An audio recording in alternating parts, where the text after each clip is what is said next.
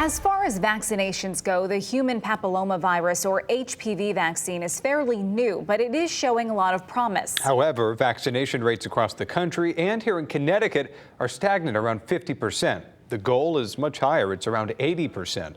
Here's Fox 61's Tim Lammers with more.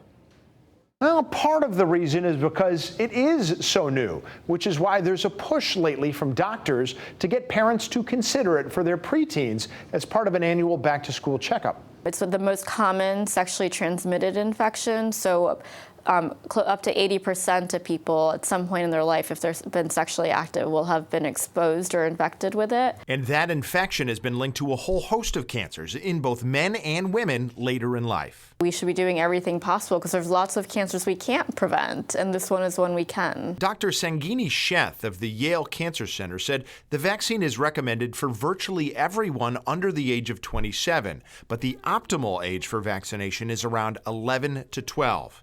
However, given that it protects against a sexually transmitted infection, that can make for an awkward conversation. The doctors might hesitate because they're nervous that they're going to upset the child or upset the parent or bring up topics that, we don't really want to be thinking about, namely this kind of circling around this idea of sex. But she said it's worth it to get the vaccine young. The earlier that the vaccine is given, the more robust the response, the body's response is going to be. She said there's also some hesitancy among parents because the HPV vaccine has been accused of causing rare diseases or affecting fertility. But Dr. Sheth said both international studies and continuing surveillance are showing it's safe. We now have 12 plus years of experience with this vaccine, and in real life, we're not seeing these issues bear out. What researchers said they are seeing from the vaccine is a success rate that surprises even them.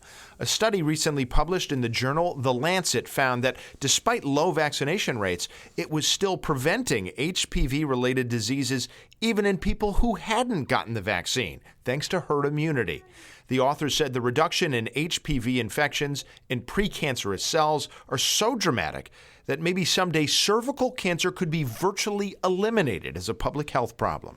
Dr. Sheth said the vaccine is so effective that it's now recommended preteens get only 2 doses instead of the initial 3. She said someday that number may even drop to 1.